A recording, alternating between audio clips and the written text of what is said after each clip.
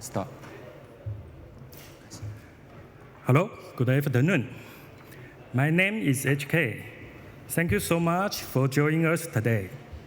First, we would like to thank the host country, Azerbaijan, for all their support and help in making this gathering possible. We are an international team from all over, and I think you will find this presentation both interesting and unique. Let me introduce our team members.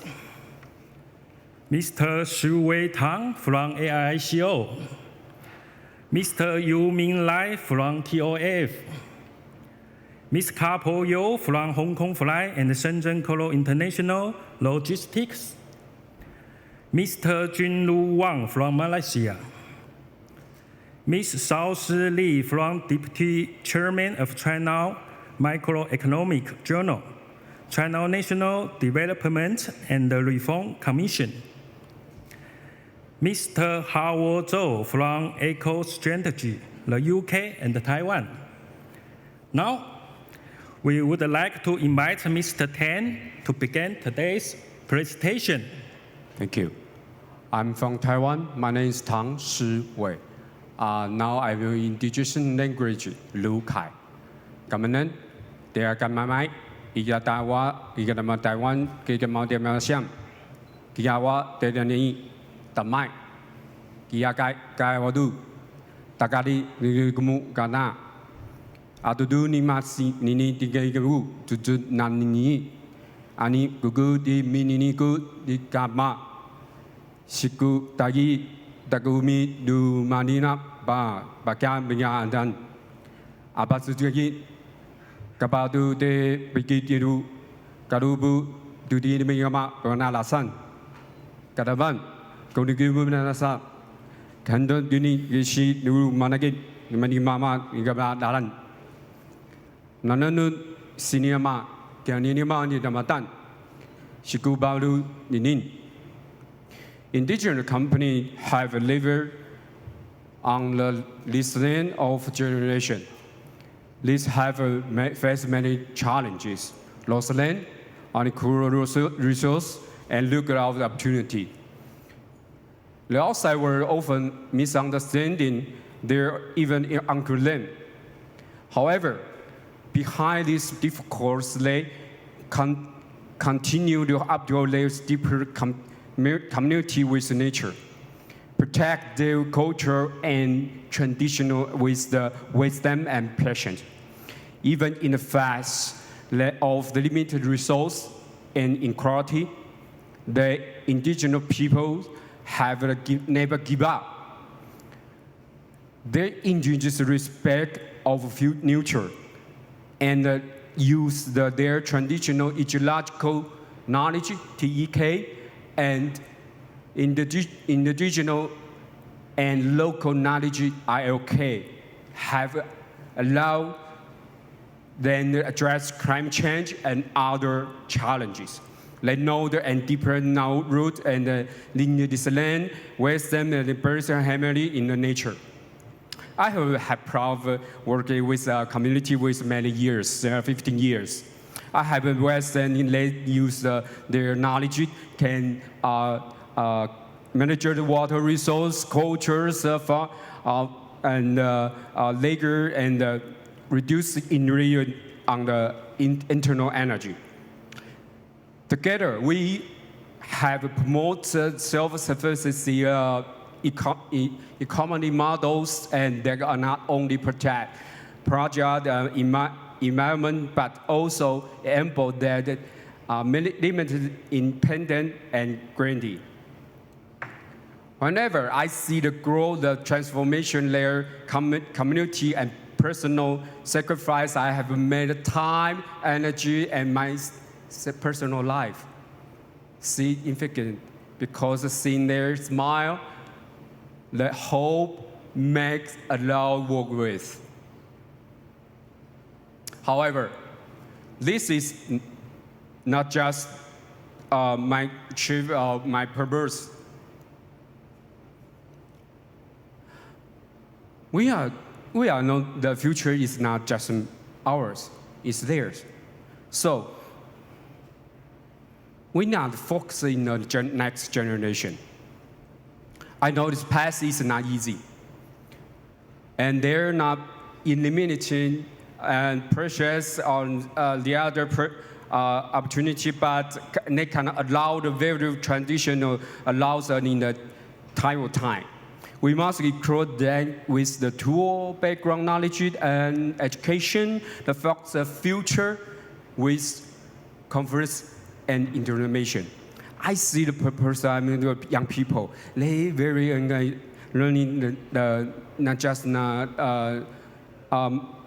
modern knowledge in school, but also the pass down the local knowledge. They continue to combine the economical pressures and social challenges. The education in have that we had better the self and promote the future. I submitted help bring the hair, speak of travel. I look forward to the day more the them enjoyed person. Listen language in Jesus Amen. Atani ngimani asamnu ami gisai inugua anugi ina iguru mi now ua mi isu awewe. Dulu ikrunda na pemasa kunat katnga du ginira wawa asamu ini ningimima abai gigalaku kawa kukawa isa. Ta idawu sigama galu guru turun keku kitembea agasai. Abinin ang kasan inga abuswa. So, this is we have make the action included indigenous community action organization, AIICO. We to promote sustainable development program project forever in the new renewable energy and circular economic and sixth level integration. Their effect will bring new opportunity of community and the communication. Their propose future young generation. Their project only enable community become self-sufficiency, but also help them continue to in the face internal challenge and resource integrity. Empower them to create a better tomorrow and strength for the power for them. I believe the future is not just ours. Is them. These young integrated people will not only inherit their wisdom and past will become the use the technology and TEK and IOK can help combine together. We can help, we can do, we can action. So, 我们放开一切。做为这个土地来打拼。This is not mission, not just my mission. This is the mission for shared world us. Look at it together. We created tomorrow for the community and the young people. Ladies and gentlemen, good day. My name is Abibimman. And I come from the beautiful island of Formosa, Taiwan. Today, as a diploma volunteer, I want to share my journey with the Cixin Foundation and the Asia SDG Action Plan. Those experiences have shaped my life and give me purpose. The Cixin Foundation mission is not about whether it's difficult, but whether it's the right thing to do. This has deeply inspired me. grew up in a poor family. I understand for the important to help others. As we say in Taiwan, 吃果子拜树头，吃果子拜树头。I am proud of my homeland Formosa, Chorus, but yet I have learned the boost indicators and organization can create change. It is only to share my story with you, not us working together for the global SDG. Thank you. Good afternoon, everyone. I'm Kapo Yu from Fry International Logistics Company Limited in Hong Kong. Today, I want to talk about the critical needs for sustainable transformation in cold chain logistics to reduce environmental impacts. According to the IPCC 6th assessment report, global transportation is the fourth largest source of greenhouse gas emissions, accounting for about 14% for total greenhouse gas emissions and 23% of energy-related carbon dioxide emissions. Against this backdrop, the sustainable transformation of cold chain logistics has gained more importance. The surge in e-commerce and consumer demand has led to expanding of the cold chain logistics market, which accounting for about 17% of the global logistics industry. This growth highlights the important roles of the industry to ensure the safe delivery of food, format, and other temperature-sensitive products. However, this expansion also brings environmental concerns. Traditional cold chain methods often use hydrofluorocarbons that would cause climate change. So the industries must use innovative and sustainable practice. The first point, advanced cold chain technologies. PCM and VIP offer thermal management with lower environmental impacts. The second point, renewable energy integration. Using solar power cooling units can decrease reliance of fossil fuels. The third point, optimized transportation method. Choosing sea freight over air freight for suitable shipments can lower carbon emissions. The fourth point, sustainable packaging solutions. Using reusable, recyclable packaging materials, reduce waste and complies with environmental regulations. By using these methods, the cold chain logistics sector can reduce its environmental footprint. Its transformation is not only a top priority for business, but also a critical step to achieve global sustainable development goals. Thank you. I'm Junyu. Unfortunately, our fellow Hyosung cannot make it because of the volcanic eruption in Indonesia. We are glad he is safe, but at the same time, this accident serves as an alarming reminder of how nature can disrupt human activities, regardless of our plans and advancements. I'm sure he could have done a much better presentation than me. As a marine ecology specialist at 52Hertz Marine Organization in Malaysia, Hyosung wants to share efforts in marine conservation and humanitarian actions, particularly the co-work with the indigenous marine community, the Baizhou people. Often known as the Sea Gypsies, the Baizhou people are the unique maritime community found throughout Southeast Asia, especially in the Philippines, Malaysia, and Indonesia. They have a profound marine culture and traditionally live as nomads by the sea, relying on free diving and fishing for livelihood. However, due to overfishing, marine pollution, and environmental changes, the survival faces severe challenges.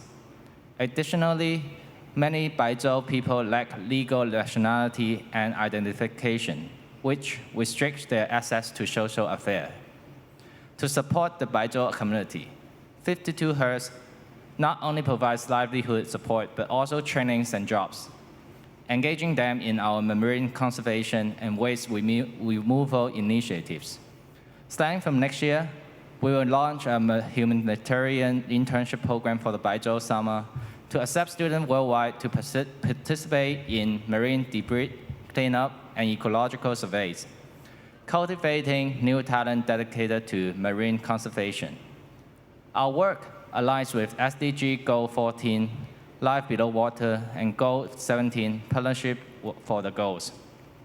In Malaysia, less than 10% of the marine areas is protected, yet these waters are home to millions of species.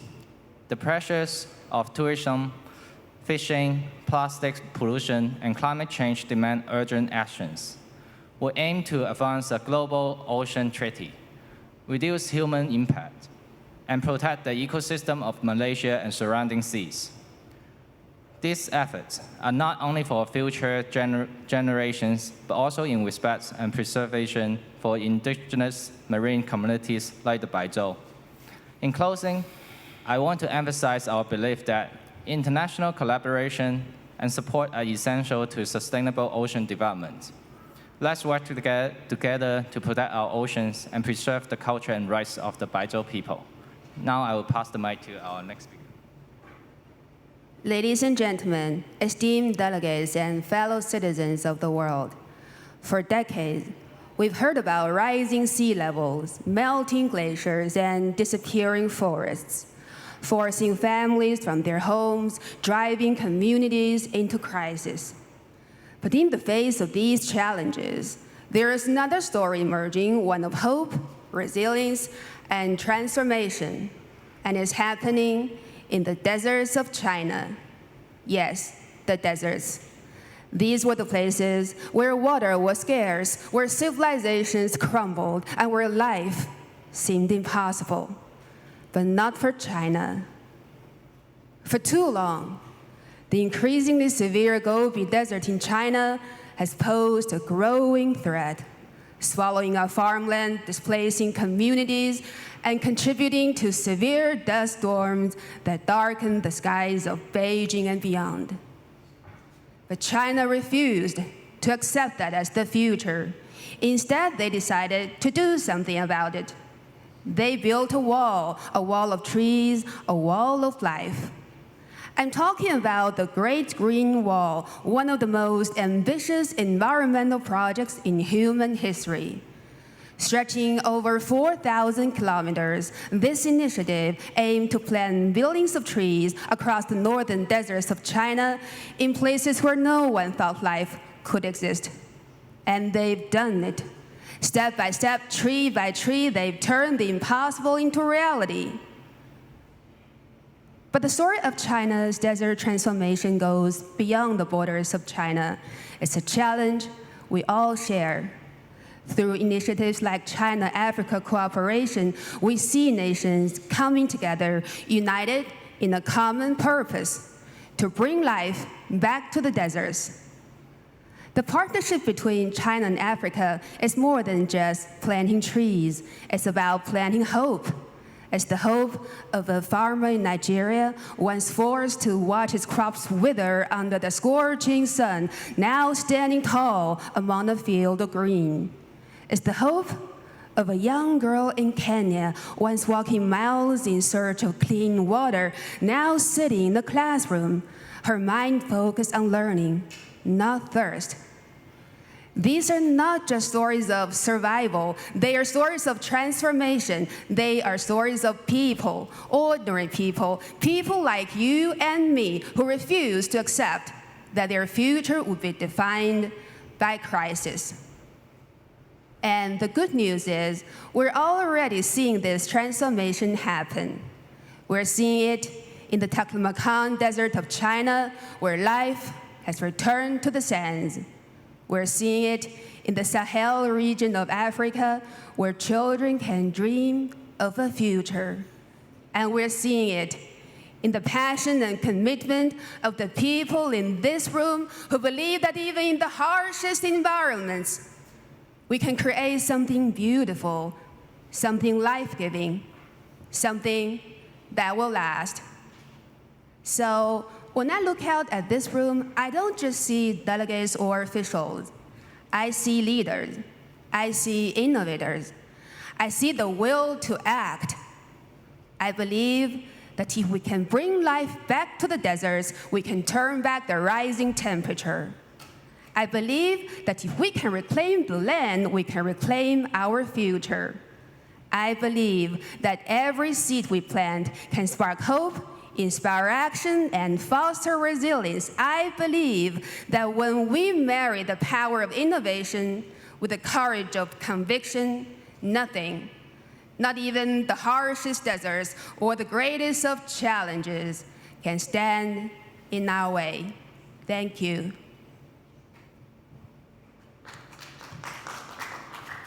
Hello everyone, I am Dr. Howard Zhou, and today I'm going to present the challenge of fulfill RE100, especially for high-tech orientation country or region, and I'll take Taiwan as an example. First of all, we can see that it's more than 80% of Taiwan's majority of energy sources are fossil fuels, which means that equalize how the carbon was emission in Taiwan. Meanwhile, the majority of Taiwan power have a serious carbon footprint dropping, which means that even though we do lots of the effort, try to avoid the risk of carbon emission, still, as a product export orientation country, this is the challenge we're gonna face. And apparently that the challenge will come in the next 2 to 3 years, as 2026, all the countries will start to face the carbon tax, such as CBAM, CCA, or the domestic carbon credit, carbon tax. And for a country like Taiwan or other product export orientation region, they might need to face that would the RE goals be good enough to catch up what they need? Or if their international supply chain will kick them out. And this risk will totally affect a country's further development of the world. By this comparison, we can see that, take the UK as an example, their product export ratio in GDP percentage is about 32, and for Taiwan, it's about 60, which is 2 times than UK. However, for the RE ratio, the UK is almost reached to 40%, and Taiwan in 2023 is only 9%. Even more, for the low carbon energy, UK can reach to 56% in 2024, and for Taiwan, it's 60.3, which means for Taiwan, we have higher demand of low carbon energy for our country development and the industrial need. But unfortunately, this is the challenge we're gonna face. Here I take 2 very interesting examples. The first one is TSMC, one of the biggest semiconductor manufacturer, which means their product actually is in all your cell phone. And that will terminate how the supply chain will use in their product to facilitate humans' technology advancement and life. TSMC actually started their carbon emission plan long time ago and do achieve a pretty good effect. However, their sales growth is even better than their effort on product emission reduction, which means annually, their in total product reduction is not able to catch up their sales growth. Meanwhile, another company, NVIDIA, they intend to have their AI center setting in Taiwan. However, their expectation for 10 billion kilowatt hour of green electricity will be a necessary condition for their development. This is also the challenge for Taiwan government need to provide the condition for them to come for the domestic or world level class technology improvement. But this demand actually take half of the Taiwan's current RE energy percentage. Therefore, it comes to the issue. The main issue is the limited land availability and the very high land cost. Furthermore, the regulatory restriction. All these things is stopping Taiwan to further develop their solar industry in terms of physical and geographic condition.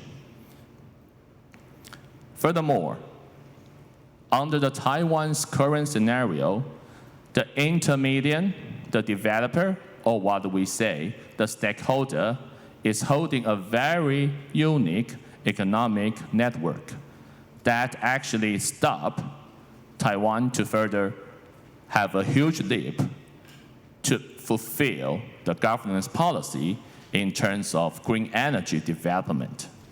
In other words, the land cost and the limitation is also equalized to the stakeholder network. All need to be pay attention for Taiwan to develop their own RE energy or even further reach the expectation. Therefore, a carbon emission reduction value chain will be necessary to include carbon credit trading and also finally help the production orientation countries. Therefore, and I would like to especially point out, when we say carbon credit, it will be also as a part of the approaches of carbon assets. And the circulation is not only for domestic application, it have to be worldwide circulation because carbon emission reduction is a global plan. It's the global goal for all kinds of human. Eventually, a very effective approach I would like to propose here is to adjust the sustainability, not from the conflict of cooperation to the ecology policy, but try to make them stand aligned. That is what we're trying to unite the sustainability and to reduce the conflict, eventually make it beneficial. And the innovation business model will also help the green generation economy. Therefore, carbon credit platform is very important, and the carbon credit trading mechanism from a very international institution will also help the global green sustainable circle and the regeneration economy to fulfill carbon emission reduction goals. Thank you very much for your attention. And right here, I would like to ask all our members to stand up to thank you for your effort. Thank you.